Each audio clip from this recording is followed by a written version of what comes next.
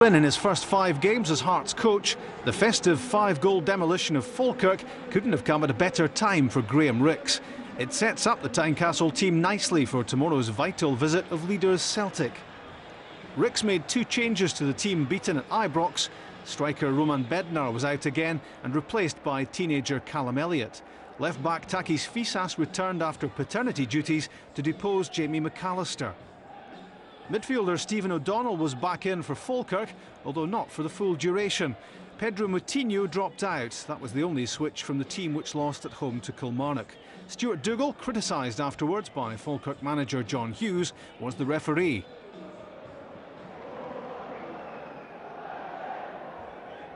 Presley's header forward.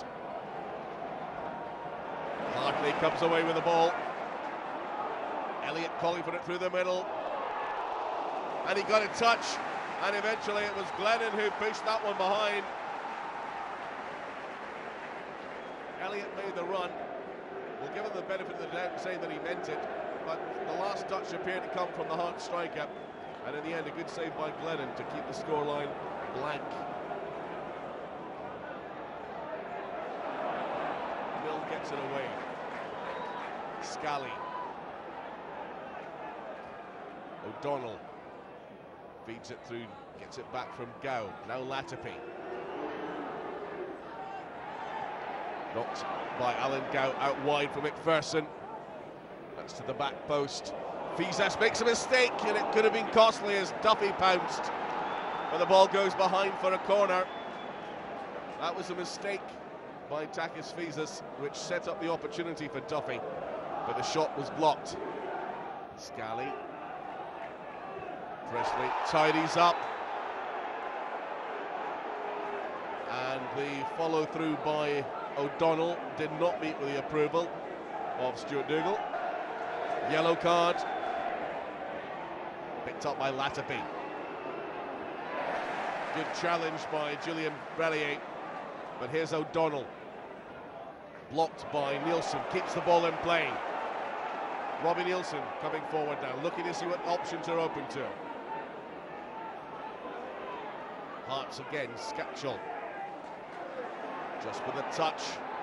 Hartley. Skatchel takes over. Thinks about the shot and lets one go! Just past the post.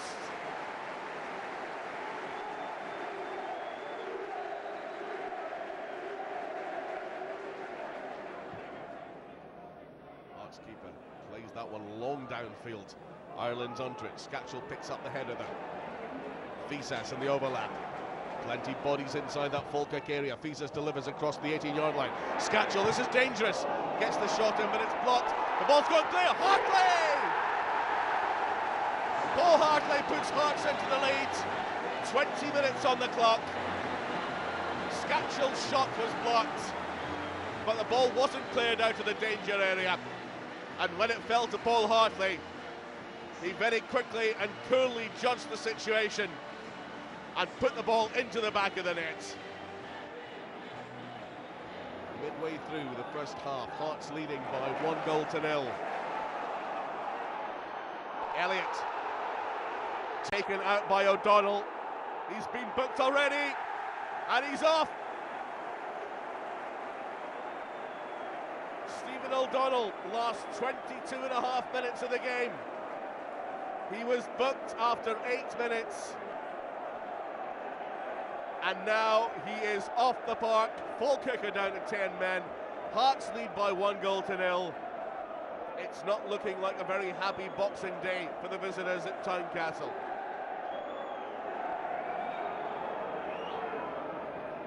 Presley takes it short. Nielsen. Jankowskis to Cisnauskis. Inside for Skatchel. Tries to create the space. Left foot shot! 2-0! Rudy Skatchel's 14th goal of the season, and he has this habit of making them spectacular. He looked to create this space. He knew he was in shooting range, and when he was satisfied, he let fly with that left foot, and the ball flew past Matt Glennon.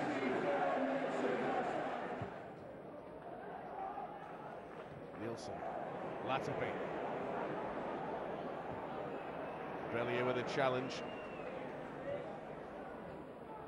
Duffy can't get the pass through. Falls to Latterby. He'll shoot again. No, instead he delivers the pass. And a good one and a good save by Craig Gordon. Darryl Duffy was in with a chance there, but Gordon was quickly off his line to block the effort. And now it's Hearts on the counter-attack. Chesnauskis down the right, delivers it in the middle. It's right across, it's going to be number 3! Callum Elliott makes it 3-0. Presented with the opportunity. Falkirk just could not cut out the cross. Well, they did. But when it was stopped, it broke straight to the Hearts striker. And Callum Elliott scores to make it Hearts 3, Falkirk 0. Laurie's throw to Duffy. Webster gets the better run, but goes down. Play continues. Here's an opportunity for Falkirk, but Duffy puts it wide of the target. Well, the Hearts players, I think, were waiting for a whistle. It was never going to come. The referee had indicated that play should continue, and the ball was played into the path of Darryl Duffy, and perhaps he should have done better with that effort. Chesnauskis with a cross, good one right into the middle, delivered at pace. Nielsen, Chesnauskis with a second opportunity to get this one in the middle. Back to Nielsen though instead. Nielsen gets the cross in! And Hearts go 4-0 ahead.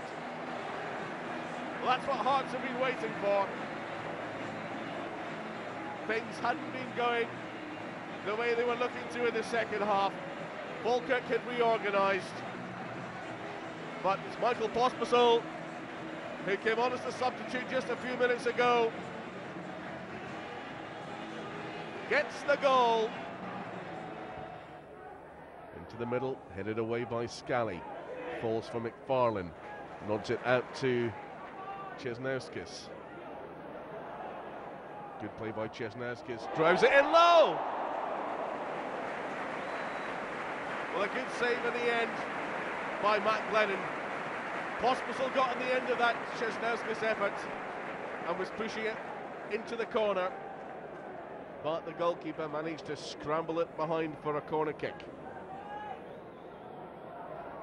McFarlane, Fizes spreads it across to Nielsen.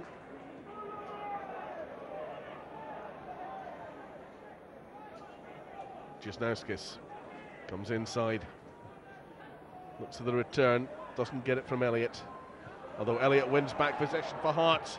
Tries a shot! Number 5, Callum Elliott, second of the afternoon. And Hearts hit the 5th goal. 45 seconds into time added on. And that does now record their biggest victory of the season. It's not been a good afternoon for Falkirk. Stephen Presley is well aware that tomorrow's visit of SPL leaders Celtic to Tynecastle could have a massive impact on Hearts' season. There are 4 points between them at the moment, and the Hearts skipper doesn't fancy that gap getting any wider. Here he is in conversation with Scott Booth.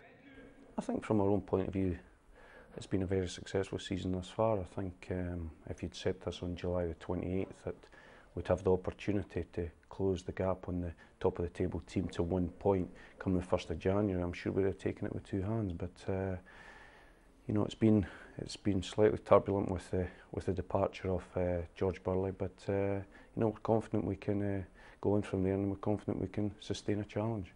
And how's it been for you? I mean, you've had many starts to the season with Hearts. This time it was unbelievable, and you led for 11 weeks. How did that feel? It was tremendous, you know. In my 8 years at the club, it's been probably my most enjoyable period at the football club. You know, every week we're playing in front of full houses. You know, there's a real feel-good factor around the club, and everybody believes that we're on the verge of something big. So it's a very exciting club to be around at this moment in time. Let's just touch on the George Bully thing. What actually happened at that time?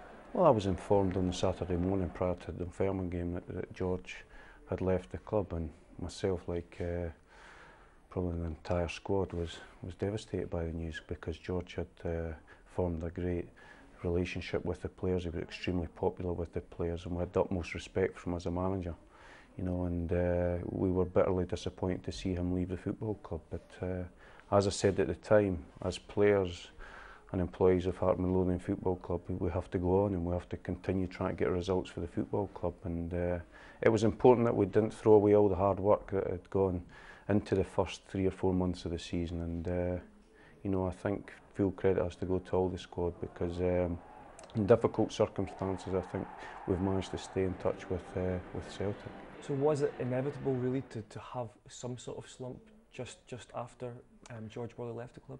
I don't think it was inevitable, but you know, I think the most important factor for football players is stability and you know, trust, and you have to build that up with the manager over a period of time. So it became a wee slightly uncertain time for a lot of players that were brought here by George, a lot of players that believed in George. His training was excellent, you know, his preparation was excellent, you know, we had great belief in his methods, but as they say, there's many ways to skin a cat, and you know, Graham's come in and the players have adapted well to him, and we have great belief in him too. So we were delighted with the result of the weekend, because you know, after a difficult 3 or 4 weeks, it was important that we got the right result for the manager, and we're delighted to do that this weekend. Do you see the justification in bringing in Ricks? The players are delighted, you know, his training's been good. We've thoroughly enjoyed working with him, and you know, we're very positive about the future. At Hearts, you've used a number of methods to inspire you before games. There was a video or DVD used prior to the Falkirk game. Do you think that's important at times, to show something a bit more visual to players rather than just talking? Yeah, I think you know, the most important, in my opinion, the most important aspect of a footballer is his mental, you know, attitude. And I think if he's mentally right, then generally he'll perform. And you know, the manager was very shrewd in that. He put on a very positive video for us to watch, and you know, I definitely think it had the right effect. Undefeated at Tynecastle, is that going to be a major factor when Celtic arrive? Well, it's a start that we should be proud of, and it's a start that should give us you know, great confidence going into the game. We played very well at Celtic Park earlier in the season when we drew 1 each, and I thought we were unfortunate not to win the game. So you know, there should be a belief around the side, and we must go out there with the chests out and believe that we can win this game. And you know, I'm sure if we have the right mental attitude, we will win the game. Also very important that you are one of the only sides that can match Celtic physically as well. Well, I think for 3 or 4 years now we've been described as a slightly physical team, and you know, I think in the modern day that is very important. I think that sometimes people have overlooked, you know, our other attributes, but you know, we are relatively physical. We have a lot of boys that you know, like to win, and I think that that's shown in our performances. And how pivotal is this game itself as far as your aspirations to go all the way this season? I think that yeah, it's a very important game. I think if we can win the game and close the gap to 1 point, then I think it'll be a very significant game in our season. It will certainly give us the confidence to hopefully go on another sustained undefeated run. And regardless of the result against Celtic, you know, I think we will sustain a challenge this season.